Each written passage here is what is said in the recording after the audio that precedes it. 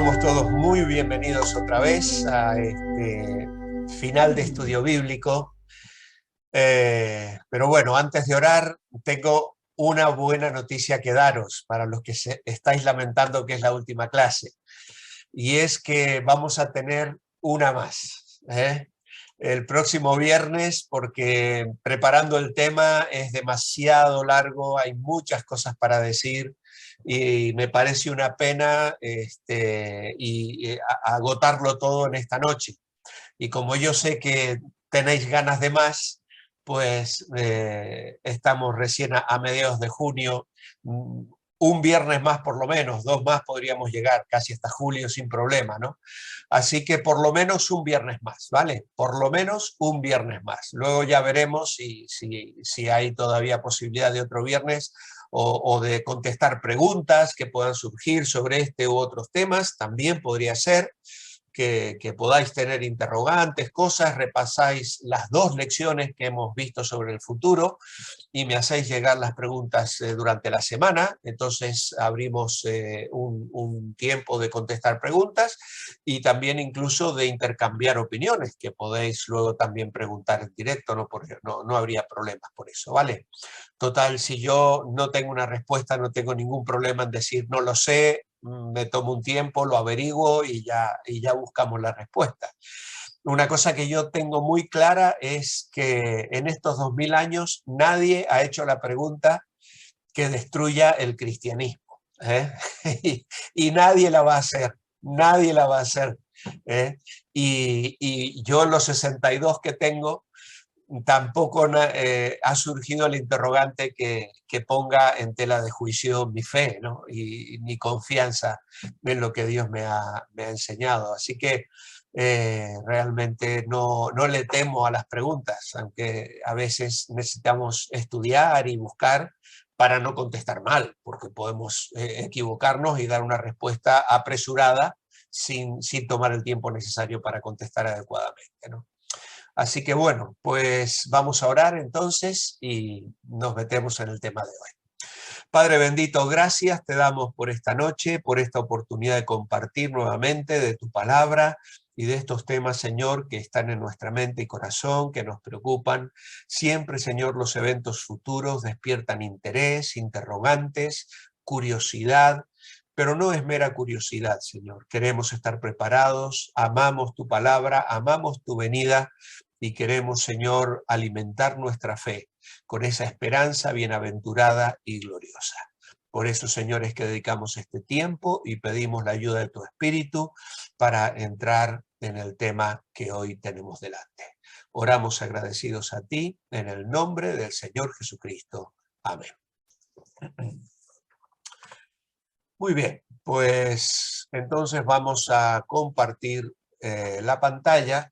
Voy a pasar primeramente a la vista del hablante, en este caso, y vamos a compartir la pantalla.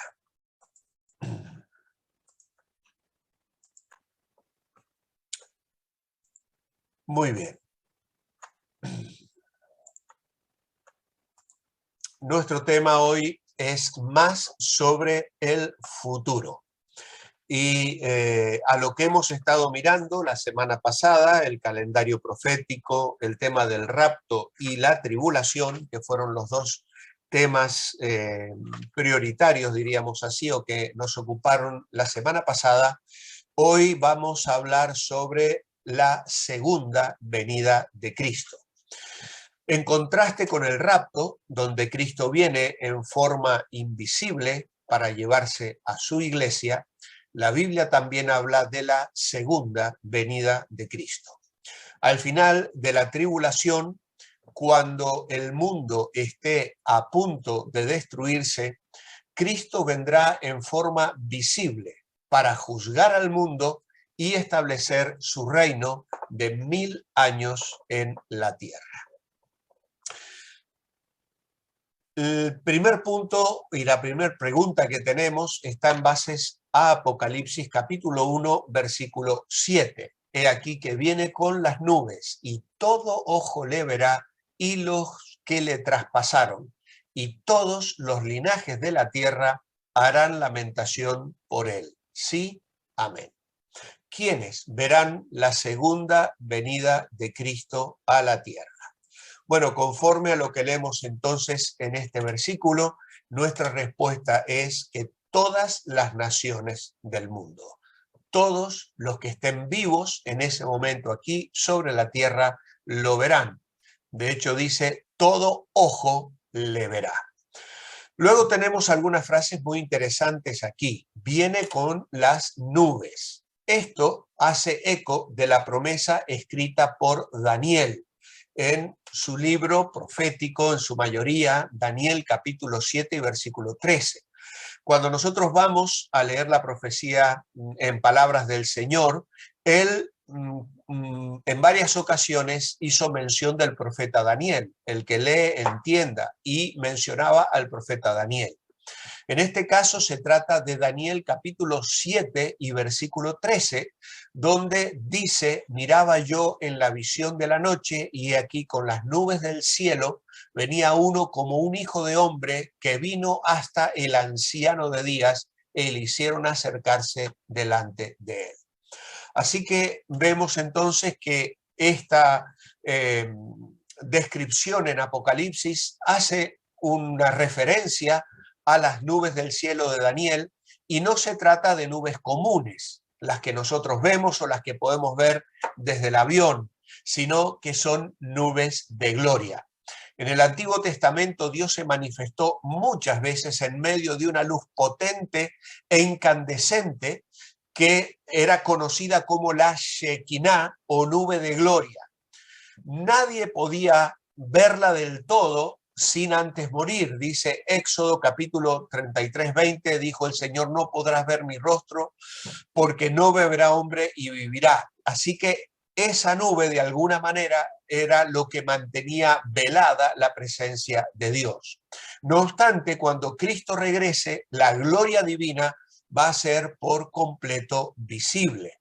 En Mateo 24, 29 y 30 dice, e inmediatamente después de la tribulación de aquellos días, el sol se oscurecerá y la luna no dará su resplandor, y las estrellas caerán del cielo y las potencias del cielo serán conmovidas.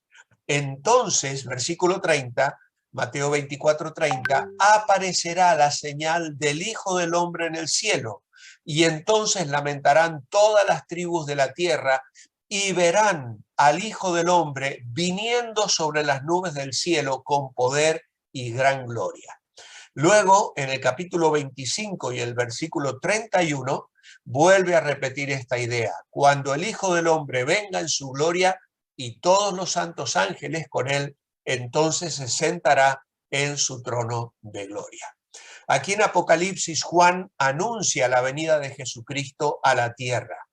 Como hemos ya mencionado, Mateo 24 y Marcos 13 dan mucha información acerca de esto, que llamamos la segunda venida de Cristo. Será visible y será victoriosa. Todos lo verán llegar. Marcos 12, 13, 26 dice, entonces verán al Hijo del Hombre que vendrá en las nubes con gran poder y gloria y sabrán que es Jesucristo.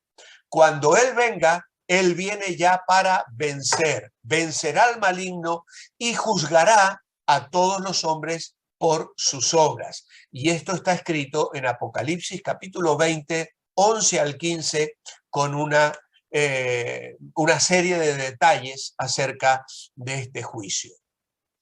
Dice también que habrá lamentación o derramarán lágrimas de arrepentimiento. En este caso, el pueblo de Israel lo hará en un arrepentimiento genuino por lo que hicieron a su Mesías. Dice en Zacarías 12:10, y derramaré sobre la casa de David y sobre los moradores de Jerusalén espíritu de gracia y de oración, y mirarán a mí, a quien traspasaron, y llorarán como se llora por hijo unigénito, afligiéndose por él como quien se aflige por el primogénito. Así que aquí tenemos dos aspectos. En el momento en que el Señor Jesús haga real su presencia visible sobre las naciones de la tierra, por un lado, esa visibilidad y esa presencia será notable para lo que la Biblia llama el remanente o el pueblo arrepentido de Israel, que van a llorar por el Señor Jesús, por el Mesías a quien traspasaron. Y dice Zacarías, llorarán como por su hijo unigénito, afligiéndose por él. Pero aquí tenemos otra lamentación que tiene que ver también con el resto de los linajes de la tierra. Esta lamentación del resto de los habitantes de la tierra no es lo que acompaña el arrepentimiento genuino. En Apocalipsis capítulo 9, versículo 21 dice, y no se arrepintieron de sus homicidios, ni de sus hechicerías, ni de su fornicación, ni de sus hurtos.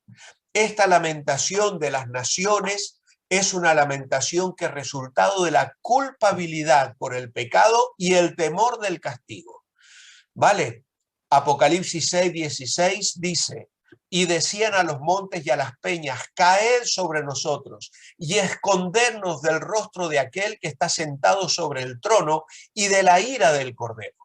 Así que en aquella manifestación del Señor, el mundo va a tener expresiones de temor, de dolor y de lamento.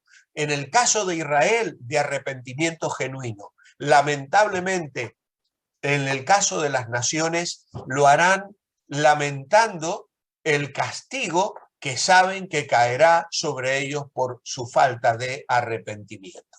Nos recuerda un poco lo que pasó con nuestros primeros padres en Génesis capítulo 3, versículo 8 al 10, cuando dice que el Señor se paseaba por el huerto al aire del día y ellos estaban escondidos de la presencia del Señor.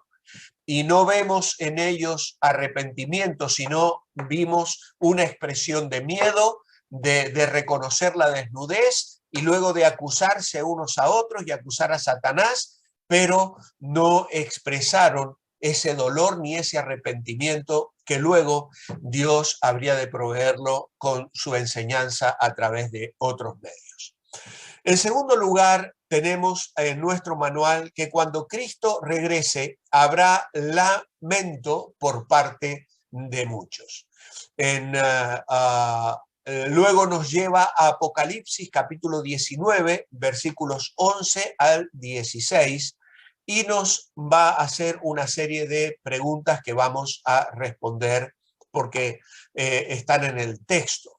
Dice, entonces vi el cielo abierto y he aquí un caballo blanco y el que lo montaba se llamaba Fiel y Verdadero y con justicia juzga y pelea. Sus ojos eran como llama de fuego y había en su cabeza muchas diademas y tenía un nombre escrito que ninguno conocía sino él mismo. Estaba vestido de una ropa teñida en sangre y su nombre es el Verbo de Dios. Y los ejércitos celestiales, vestidos de lino finísimo, blanco y limpio, le seguían en caballos blancos. De su boca sale una espada aguda para herir con ella a las naciones, y él las regirá con vara de hierro, y él pisa el lagar del vino del furor y de la ira del Dios Todopoderoso, y en su vestidura y en su muslo tiene escrito este nombre, Rey de Reyes y Señor de señores. Viene entonces con justicia para juzgar y para reinar. Dice aquí que Juan que él vio el cielo abierto. Aquel que ascendió al cielo, en Hechos capítulo 1, versículos 9 al 11, se nos relata cómo el Señor fue elevado al cielo y se aparecieron dos varones con vestiduras blancas que les dijeron, varones galileos, ¿qué estáis mirando al cielo? Este mismo Jesús que ha sido tomado de vosotros al cielo, así vendrá como le habéis visto ir al cielo. El Señor ascendió al cielo y sabemos también por otras lecturas de la Biblia, como Hebreos 8 o 1 Pedro 3:22, que Él se sentó a la diestra del Padre. De allí volverá para arrebatar la tierra del usurpador y establecer su reino justo. Es decir, que finalmente Apocalipsis 5, 1 al 10 también lo relata de esta manera. El Señor va a ejecutar su autoridad. La naturaleza de este acontecimiento muestra lo mucho que difiere del arrebatamiento del que hemos hablado el viernes pasado, en el cual el Señor se reúne con los suyos en el aire. Aquí viene con ellos a la tierra. En el arrebatamiento no hay juicio, mientras que en este suceso todo es juicio. Este acontecimiento es precedido por una oscuridad densa ocasionada por la merma del sol y la luna que se apaga. Hay una expresión, dice aquí, como la caída de los astros y humo, e irrumpe con relámpagos y con la gloria deslumbradora y fulgurante que acompaña la venida de Cristo. Estos detalles no se incluyen en los pasajes que enseñan sobre el arrebatamiento de la iglesia.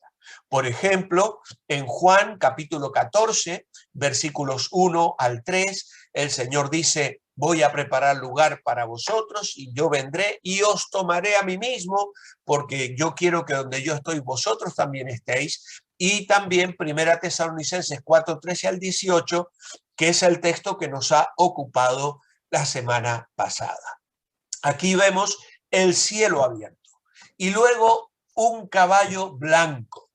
En las procesiones triunfales de los romanos, el general victorioso cabalgaba sobre su corcel de guerra blanco por la vía sacra hasta llegar al templo de Júpiter en la colina capitolina.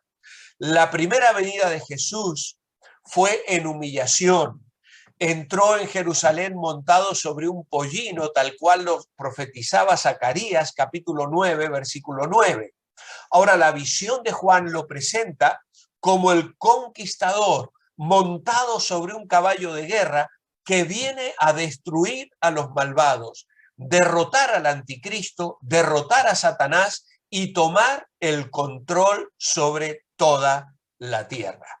Así que este que viene sobre el caballo blanco se llama fiel y verdadero, y esto significa que es fiel a su palabra y volverá tal como lo prometió en Mateo 24, versículos 27 al 31, donde se habla allí, porque dice: como el relámpago, dijo Jesús, que sale del oriente y se muestra hasta el occidente, así será también la venida del Hijo del Hombre, porque donde quiera que estuviera el cuerpo muerto, allí se juntarán las águilas.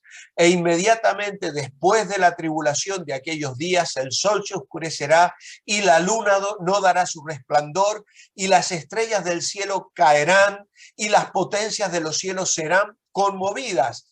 Entonces aparecerá la señal del Hijo del Hombre en el cielo, y entonces lamentarán todas las tribus de la tierra y verán al Hijo del Hombre viniendo sobre las nubes del cielo con poder y gran gloria.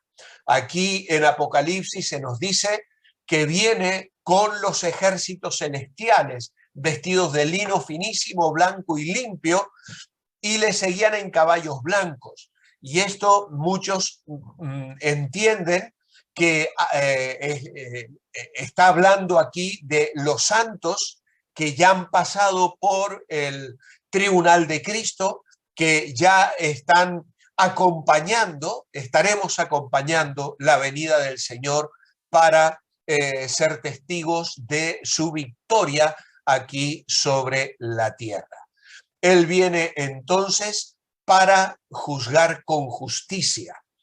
Dice que sus ojos eran como llama de fuego, y antes dice, se llama fiel y verdadero, y con justicia juzga y pelea.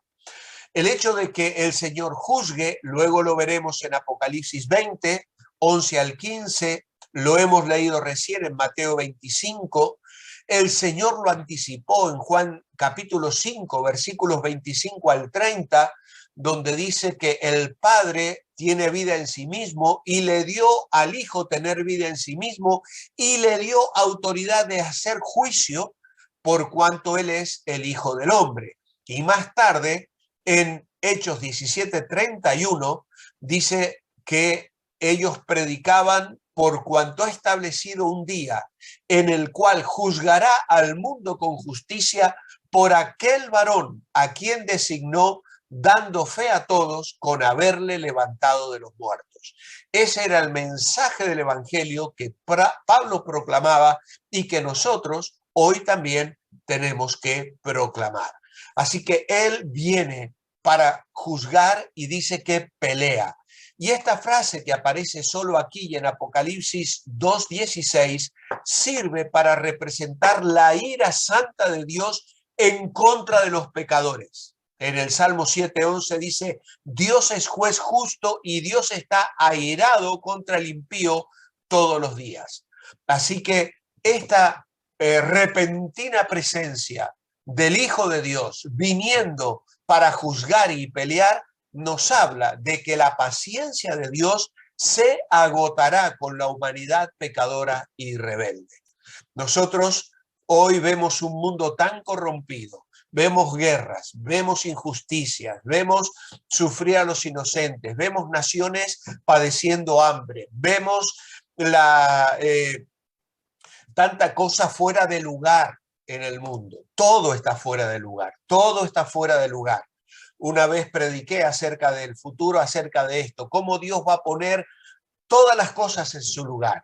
Va a poner al mundo en su lugar, va a poner a Satanás en su lugar, va a poner a Cristo en su lugar y va a poner a la iglesia en su lugar.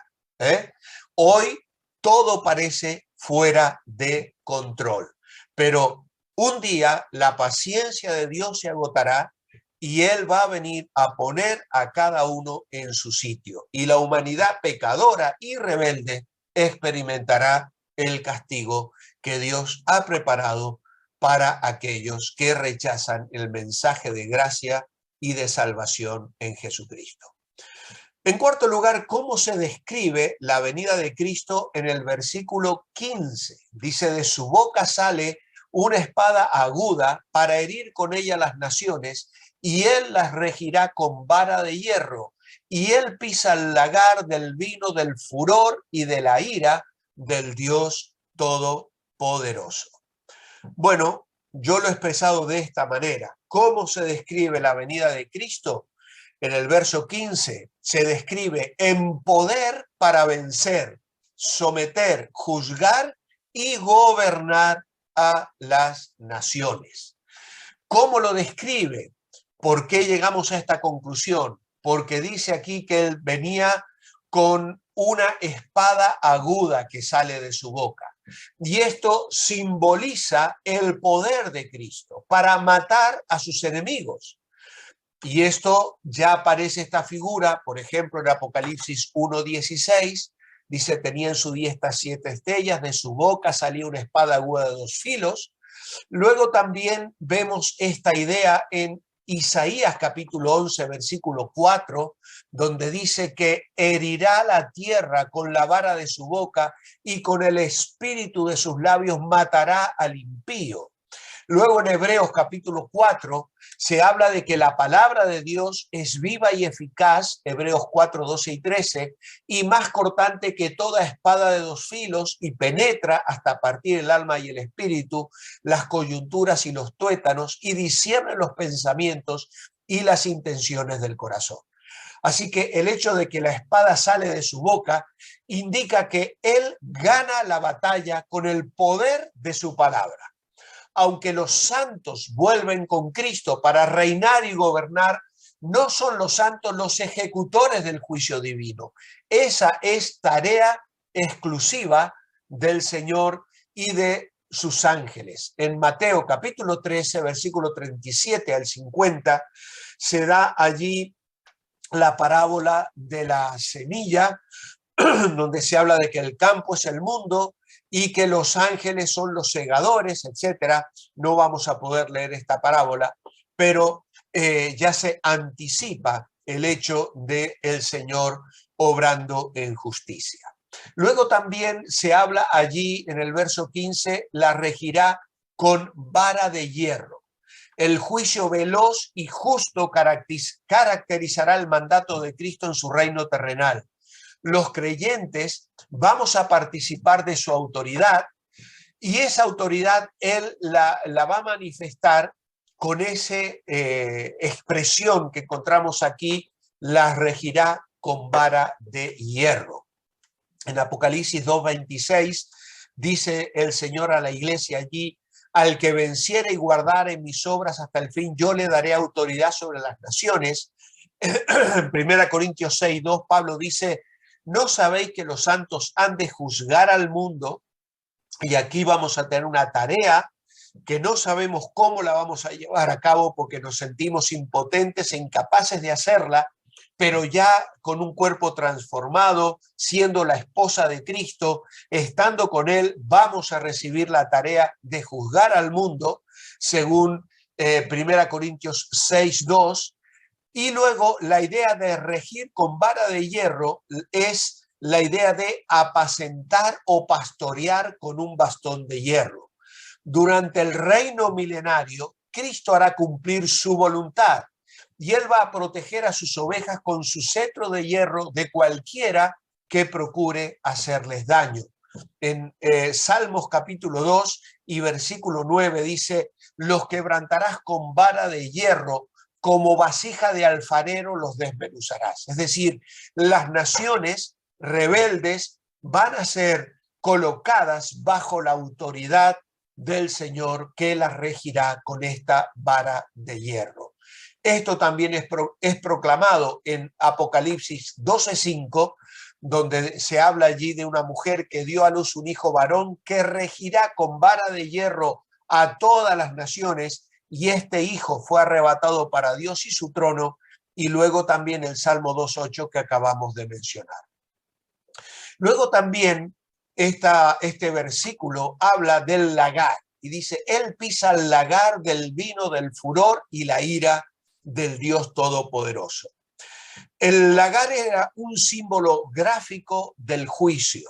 En Apocalipsis 14:19, por ejemplo, dice: el ángel arrojó su hoz en la tierra y vendimió la viña de la tierra y echó las uvas en el gran lagar de la ira de Dios.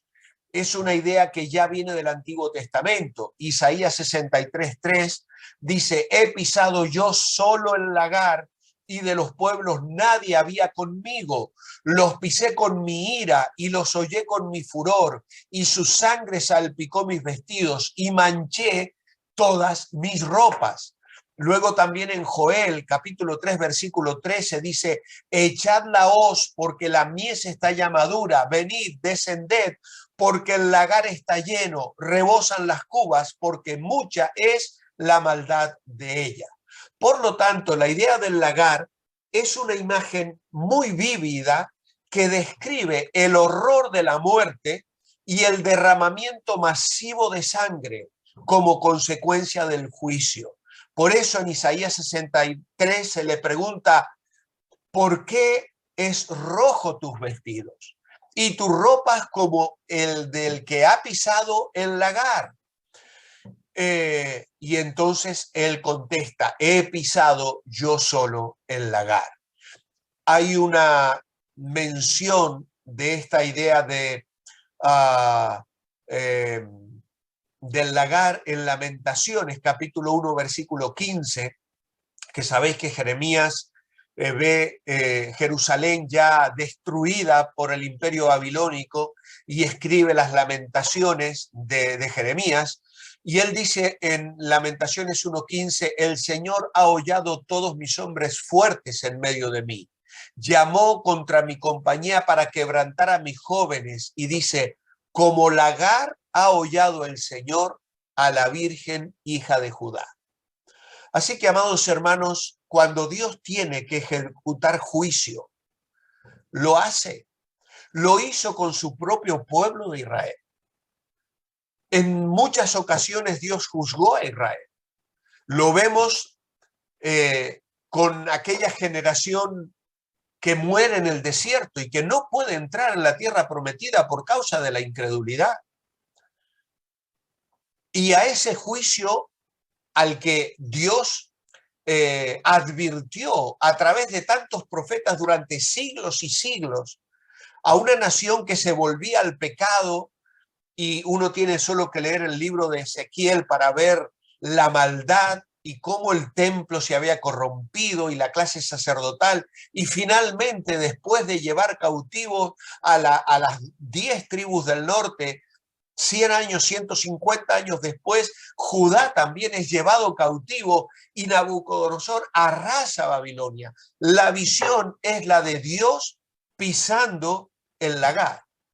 Ahora, hermanos, vamos a dudar de que Dios un día va a ejercer justicia sobre las naciones del mundo, y Apocalipsis lo describe claramente.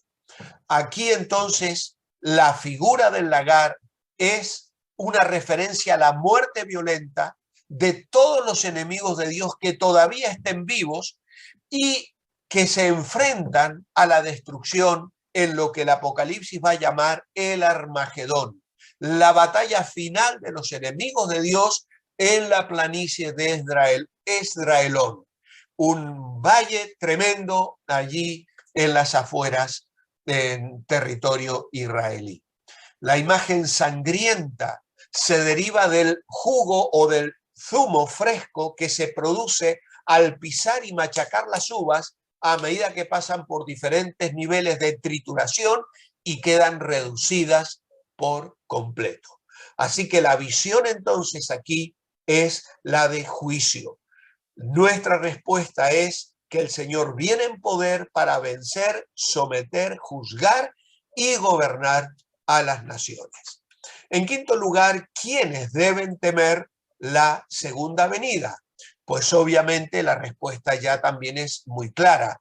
No la tememos nosotros. Nosotros estaremos con el Señor, seremos arrebatados. La iglesia acompaña al Señor en esta venida visible sobre el mundo. Y las naciones incrédulas, en contraste con para los justos, la segunda venida es tiempo, dice, de regocijo para los justos. Señala el fin del dominio del anticristo y el inicio del reino justo de Dios. Jesucristo vino primero como cordero para ser inmolado por el pecado, pero volverá como vencedor y rey para llevar a cabo el juicio. En 2 Tesalonicenses capítulo 1, versículos 7 al 10 dice: y a vosotros que sois atribulados, daros reposo con nosotros cuando se manifieste el Señor Jesús desde el cielo con los ángeles de su poder en llama de fuego, para dar retribución a los que no conocieron a Dios ni obedecen al evangelio de nuestro Señor Jesucristo, los cuales sufrirán pena de eterna perdición, excluidos de la presencia del Señor y de la gloria de su poder, cuando vengan aquel día para ser glorificado en sus santos y ser admirado en todos los que creyeron, por cuanto nuestro testimonio ha sido creído entre vosotros. Así que la primera venida del Señor Jesucristo trajo perdón. Su segunda venida traerá juicio. La línea de batalla ha sido marcada entre Dios y el maligno, y el mundo está esperando que el rey cabalgue hacia el lugar de la batalla. El punto sexto nos dice que su nombre es fiel y verdadero, como hemos leído en el versículo 11. Esto quiere decir que aunque viene a juzgar, sus juicios siempre están de acuerdo con la verdad y la justicia. Esto significa que todos recibirán su merecido. El nombre fiel y verdadero, del cual ya hemos hecho mención, contrasta con la infidelidad y falsedad de Babilonia que se describe en el capítulo 18. Ya en alguna ocasión os he dicho, amados hermanos, que el poder de Satanás está en la mentira. Satanás miente, engaña, y el mundo miente también. Lamentablemente todo es mentira. No podemos creer ni siquiera los informes que nos llegan de la guerra. No podemos creer lo que nos dicen los políticos. No podemos creer, todo el mundo duda de todo. ¿Por qué? Porque el mundo se construye y se mueve engañado por Satanás bajo la influencia del padre de mentira. Nosotros, los creyentes, sufrimos las consecuencias de esa realidad con la que tenemos que convivir. pero un día el Señor se manifestará como fiel y verdadero. Por eso, a eso Pablo decía en 1 Corintios, Él es el amén, que es una expresión bíblica común que implica certeza y veracidad dignas de confianza. En 2 Corintios 1:20 dice, todas las promesas de Dios son en Él sí y en Él amén por medio de nosotros para la gloria de Dios. Es decir, todas las promesas de Dios se cumplen en Cristo y todas las promesas y los pactos incondicionales de Dios son garantizados y afirmados por la persona y obra de Jesucristo. Aquí no hemos podido hablar nada acerca de los pactos. Nuestra visión y nuestra perspectiva para entender Apocalipsis y el cumplimiento literal de las cosas que estamos leyendo tienen que ver mucho con las promesas y los pactos que Dios le hizo a Israel, a David, y que creemos se van a cumplir de forma literal. ¿Por qué? Porque Él es fiel y verdadero. Él es digno de toda confianza como testigo fehaciente de la verdad de Dios. Jesús dijo, yo soy el camino, la verdad y la vida. Nadie viene al Padre si no es por mí. Así que una de las cosas en las que nos apoyamos para esta perspectiva profética y entender así los eventos futuros tiene que ver con que Dios es fiel. El Señor Jesús es fiel y verdadero y va a cumplir todas las promesas que Dios hizo a su pueblo Israel. Pablo habla de esto en Romanos 9, 10 y 11. Esto es clave, especialmente el capítulo 11, donde se habla de que las ramas del olivo que fueron desgajadas van a ser reinjertadas otra vez porque Dios va a cumplir sus promesas con la nación de Israel, que es el reloj del mundo. Una de las que vamos a mirar enseguida, de las perspectivas para interpretar Apocalipsis de otra manera, tiene que ver con alegorizar esas promesas y decir que Dios las va a cumplir, pero en la iglesia, no en Israel. Pues nosotros creemos que Dios las va a cumplir en la experiencia literal de su propio pueblo. Punto 7. Dice el verso 16, llama a Cristo Rey de Reyes y Señor de Señores. Dice, y su vestidura y en su muslo tiene escrito este nombre, Rey de Reyes y Señor de Señores. Cristo viene para establecer su reino perfecto en la tierra. Será rey sobre toda la humanidad, pero tiene que juzgar la maldad primero para que triunfe la justicia en su reino. Este título indica la soberanía de Dios. Rey de Reyes y Señor de Señores indica la soberanía de Dios. Recordad lo que dice Pablo a los Filipenses capítulo 2. Toda rodilla se doblará y toda lengua confesará que Jesucristo es el Señor, para gloria de Dios Padre. Así que este título indica la soberanía de Dios. Gran parte del mundo está adorando al anticristo, el que creen que tiene todo el poder y autoridad. Es decir, cuando el Señor se manifieste, gran parte del mundo va a estar bajo la influencia y bajo la autoridad, habrán recibido la marca de la bestia y creerán que Él es quien tiene la soberanía.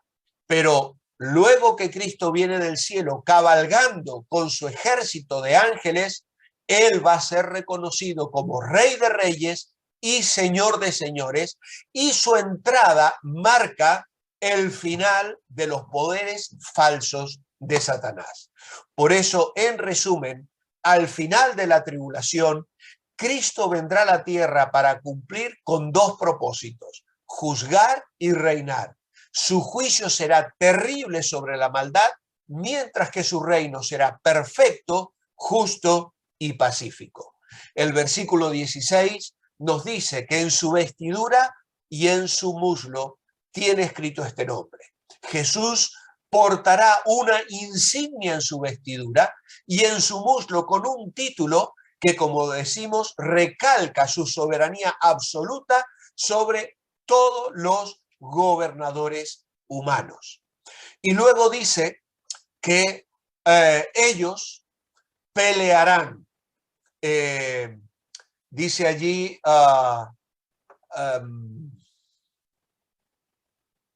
perdón, bueno, esto viene de un poco más adelante, no de este capítulo, sino del capítulo 16, versículos 14 y 15, donde se habla allí que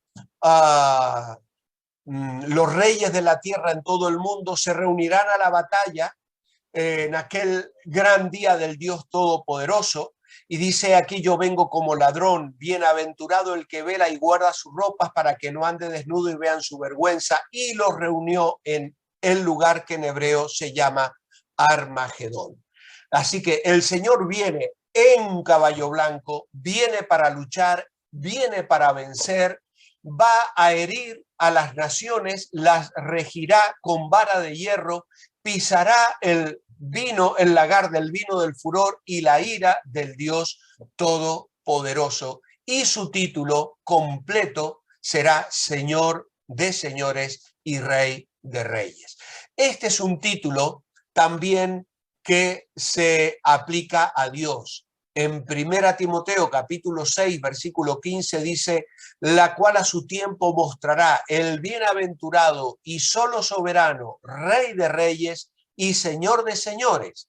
En Deuteronomio capítulo 10, versículo 17 dice: porque Jehová nuestro Dios es Dios de dioses y Señor de señores, Dios grande, poderoso y temible, que no hace acepción de personas ni toma cohecho. Y el Salmo 136, versículo 3 dice: alabad al Señor de los señores, porque para siempre es su misericordia.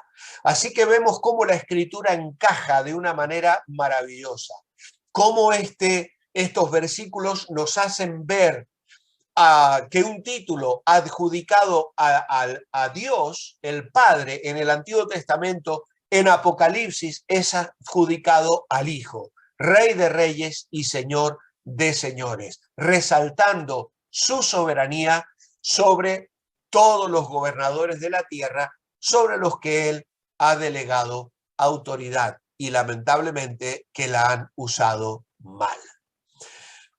El reino milenial. Después de la segunda venida, Cristo establecerá su reino perfecto de paz y justicia en la tierra que durará 1000 años. Dejamos ahora el tema de la segunda venida para subir un escalón. Viene el Señor, ejecuta su juicio sobre las naciones. ¿Y qué es lo que inaugura? Pues lo que entendemos es el reino milenial. ¿Dónde estará Satanás durante el milenio? Bueno, no vamos a entrar todavía allí. Quiero antes aclarar un par de cosas sobre el tema del milenio. Aquí nuestra manual dice: Cristo establecerá un reino perfecto de paz y justicia en la tierra que durará 1000 años. Esta es la primera de 6 referencias a la duración del reino milenario.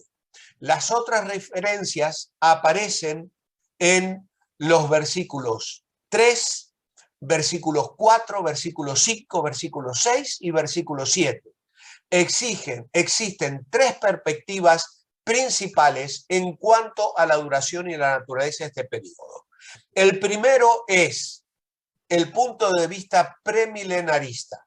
Es el que hemos asumido nosotros, es el que estamos explicando y enseñando estos días. Este considera a los 1000 años un periodo literal de 1000 años durante el cual Jesucristo, en cumplimiento de numerosas profecías del Antiguo Testamento, reina sobre la tierra. No podemos tomar el tiempo ya para leerlas, pero si estáis tomando apuntes y luego lo queréis mirar, 2 Samuel 7, 12 al 16. Allí arranca la idea de los 1000 años, porque aquí el Señor se lo promete a David, el pacto davídico, segundo libro de Samuel, capítulo 7, versículo 12 al 16. Allí se habla de un reino establecido para siempre delante de tu rostro y su trono será estable eternamente. Luego el Salmo 2. Además del Salmo 2, Isaías 11, 6 al 12, que luego lo vamos a leer, es un pasaje maravilloso. Isaías 24, 23. Oseas capítulo 3, versículos 4 y 5. Amós capítulo 9, versículos 8 al 15. Perdón que voy tan rápido. Oseas 3, 4 y 5. Amós 9, 8 al 15. Sofonías capítulo 3, versículos 14 al 20. Zacarías capítulo 14, 1 al 11. Zacarías capítulo 14, 1 al 11. Y luego Mateo 24, 29 al 31. O todo el capítulo 24 de Mateo. El uso de los mismos principios generales de interpretación en pasajes proféticos y no proféticos conduce de una forma natural al premilenarismo. Otro argumento fuerte que respalda esta perspectiva es que tantas profecías bíblicas hayan tenido cumplimiento literal ya, lo cual indica que las profecías futuras tienen alta probabilidad de cumplirse de forma literal. Es decir, cientos de profecías se cumplieron literalmente en el pasado, tanto en la vida de Cristo, perdón, como en la vida del pueblo de Israel. ¿Por qué dudar de que las profecías futuras también se van a cumplir literalmente? Eso nos lleva a la primera postura, que es la nuestra, premilenarista. La segunda postura es la postmilenarista, según la cual se entiende la referencia a un periodo de 1000 años como algo simbólico que corresponde a una era dorada de justicia y prosperidad espiritual. Se inicia con la propagación del evangelio durante la era presente y culmina con el regreso de Cristo. Es decir, esta visión es una visión que dice, vamos a ganar el mundo para Cristo. Las naciones finalmente van a reconocer a Jesús por medio de la predicación del evangelio. Y con esta perspectiva, las referencias al reino de Cristo en la tierra describen ante todo un reino espiritual en el corazón de los creyentes en la iglesia. Es decir, como en realidad las naciones no caen rendidas a los pies de Cristo, entonces terminan diciendo que, bueno, el reino de Cristo se lleva a cabo en la vida de los creyentes, los que somos hijos de Dios y formamos parte del reino de Dios aquí sobre la tierra. Y luego está la perspectiva amilenarista, la tercera, en la cual se interpretan los 1000 años como una simple alusión simbólica a un periodo extenso de tiempo. Esta perspectiva interpreta las profecías del Antiguo Testamento sobre un milenio como si ya hubieran tenido cumplimiento espiritual en la iglesia, bien sea en la iglesia o incluso en el cielo, o como referencias genéricas al estado eterno. Si se utilizan los mismos principios literales, históricos y gramaticales de interpretación para determinar el significado normal del lenguaje original, uno llega a la conclusión inevitable de que Cristo volverá y reinará en un reino literal sobre la tierra durante 1000 años. Nada en el texto parece concluir que la frase 1000 años sea simbólica. En las escrituras nunca se usa la palabra año junto a un número que no corresponda al significado literal de una medida de tiempo cronológico. Por lo tanto, entendemos que la Biblia habla de un reino milenial literal.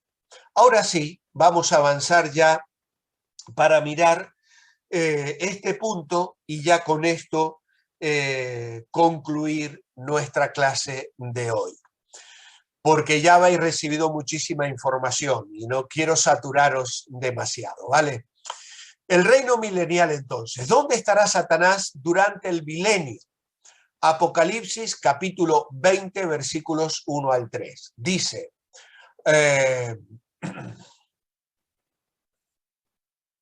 tengo que buscar la referencia aquí, dice, vi a un ángel que descendía del cielo con la llave del abismo y una gran cadena en la mano, y prendió al dragón, la serpiente antigua, que es el diablo y Satanás, y lo ató por 1000 años, y lo arrojó al abismo, y lo encerró, y puso su sello sobre él para que no engañase más a las naciones hasta que fuesen cumplidos 1000 años, y después de esto debe ser desatado por un poco de tiempo.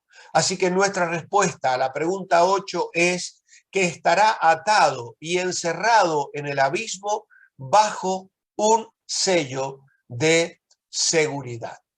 Dice que el ángel que descendía del cielo prendió al dragón, la serpiente antigua, que es el diablo y Satanás. Aquí tenemos que lo prendió. Esto no solo incluye a Satanás, sino también a los demonios. Su encarcelamiento alterará de forma dramática al mundo durante el reino milenario, ya que su influencia destructiva en todas las áreas del pensamiento y la vida humana será quitada de en medio. Yo realmente no me puedo imaginar lo que va a ser la experiencia de vida aquí sobre la tierra sin la influencia satánica, sin la corriente de este mundo que va contra Dios, sin la influencia y sin esa lucha espiritual que enfrentamos hoy, porque nuestra lucha no es contra carne y sangre, sino contra principados, contra potestades, contra huestes espirituales de maldad en las regiones celestes. Van a estar limitadas, van a estar atadas, van a estar encadenadas y no van a poder influenciar en la humanidad. ¿Sabéis lo que va a ser la vida sobre la tierra durante esos 1000 años? Luego se habla aquí del dragón, que asemejar a Satanás con un dragón recalca su ferocidad y crueldad. Y también se le llama la serpiente antigua, que es una referencia a la primera aparición de Satanás en el huerto del Edén, Génesis 3:1, donde logró engañar a Eva.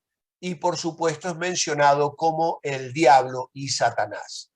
Así que esto es lo que va a acontecer una vez que el Señor descienda sobre la tierra con poder y gran gloria para someter a las naciones y frenar la influencia que Satanás ha tenido sobre ella. Luego tenemos la lectura de Isaías 11:4, donde dice, sino que juzgará con justicia a los pobres y arguirá con equidad por los mansos de la tierra, y herirá la tierra con la vara de su boca, y con el espíritu de sus labios matará al impío.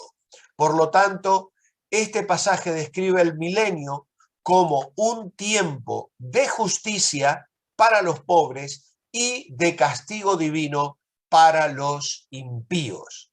Su gobierno estará caracterizado por la justicia y la equidad. No juzgará según las apariencias, puesto que él sabe lo que hay en el interior de los hombres, ni decidirá por lo que sepa de oídas. No tendrá que recurrir a informaciones de segunda mano, como suele ocurrir a los gobernantes del mundo. Estará ceñido de justicia y fidelidad. Vamos a leerlo desde el versículo 1. Dice Isaías 11, saldrá una vara del tronco de Isaí y un vástago retoñará de sus raíces, y reposará sobre él el espíritu de Jehová, espíritu de sabiduría y de inteligencia, espíritu de consejo y de poder, espíritu de conocimiento y de temor de Jehová, y le hará entender diligente en el temor de Jehová. No juzgará según la vista de sus ojos, ni arguirá por lo que oigan sus oídos, sino que juzgará con justicia a los pobres y arguirá con equidad por los mansos de la tierra, y herirá la tierra con la vara de su boca, y con el espíritu de sus labios matará al impío, y será la justicia cinto de sus lomos y la fidelidad ceñidor de su cintura. Morará el lobo con el cordero, y el leopardo con el cabrito se acostará. El becerro y el león y la bestia doméstica andarán juntos, y un niño los pastoreará. La vaca y la osa pasarán, sus crías se echarán juntas, y el león como el buey comerá paja, y el niño de pecho jugará sobre la cueva del áspid, y el recién destetado extenderá su mano sobre la caverna de la víbora. No harán mal ni dañarán en todo mi santo monte, porque la tierra será llena del conocimiento de Jehová, como las aguas cubren el mar. Como las aguas cubren el mar. Qué precioso pasaje bíblico. Habrá paz, morará el lobo con el cordero, y no habrá maldad, porque la tierra será llena del conocimiento del Señor, como las aguas cubren el mar. Así que, amados hermanos, como veis, el Señor va a traer justicia para los pobres, castigo divino para los impíos. Fue el último punto en el cual no me extendí demasiado. La idea aquí es que el gobierno del Señor va a estar caracterizado por la justicia y la equidad.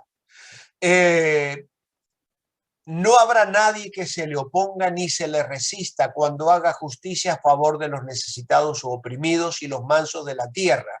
Y las dos últimas frases del versículo 4 son unas frases que están construidas en un lenguaje de donde deriva la palabra sinónimo, el paralelismo de sinonimia, que consiste en la repetición de palabras que, aun cuando suenen de diferente manera, tienen un significado similar. Y el Espíritu Santo suele utilizar esta forma gramatical con la intención de que pongamos atención en lo que el pasaje está diciendo. Y aquí lo que significa en el versículo 4 es que Él herirá al culpable de la tierra con la vara de su boca, y con el aliento, el ruaj, el espíritu de sus labios, matará al impío. En 2 Tesalonicenses, capítulo 2, versículo 2 y 8, capítulo 2, versículo 8 dice: entonces se manifestará aquel inicuo, a quien el Señor matará con el espíritu de su boca y destruirá con el resplandor de su venida. Así que el Señor va a manifestar su justicia, inaugurando aquí sobre la tierra un periodo que el mundo solo conoció durante los años que nuestros primeros padres vivieron en el huerto del Edén sin pecar. Vendrá un tiempo donde el conocimiento del Señor llenará la tierra, como las aguas cubren el mar. Y esto, sin duda alguna, nos habla de un reinado de paz y de tranquilidad, un cúmulo de todos los bienes que se manifiestan en dos cosas fundamentales. Por un lado, la unidad y la concordia que describen los versículos 6 al 7 que hemos leído, donde dice que el lobo y el cordero, el leopardo con el cabrito, el becerro y el león y la bestia doméstica andarán juntos, habla de unidad y concordia, al punto tal de que estos animales van a convivir. Del mismo modo, los hombres de peores disposiciones temperamentales se avendrán a convivir pacíficamente durante el reinado milenario del Mesías. Cristo, que es nuestra paz, vino a matar las enemistades y establecer entre los suyos una paz fundada en el amor. Esto no se logra por completo ahora, porque vivimos todavía influenciados por el pecado y la naturaleza caída. Pero en aquel día el leopardo, en lugar de devorar al cabrito, se acostará con él. Y como el carácter depende en gran parte de la dieta, los animales carnívoros se volverán vegetarianos. Esto se cumple en sentido espiritual en las personas que de veras, con todo el corazón, reciben el Evangelio de Jesucristo. ¿Cuántas personas conocemos que antes de su conversión eran temibles y feroces como leones? Se tornan después amables y mansos como corderos. Tony nos hablaba el domingo de este hombre, John Newton, que era un esclavista, un hombre malo, un hombre corrupto, que luego se transforma absolutamente cuando entra Cristo en su corazón y escribe la canción que hoy todos cantamos, Sublime Gracia. Y finalmente, la seguridad o tranquilidad de vivir libre de temores. El gran pastor de las ovejas cuidará de su rebaño, no solo para que no se destruyan unas a otras, sino también para que no se le permita a ningún enemigo del exterior la ocasión de molestarlas.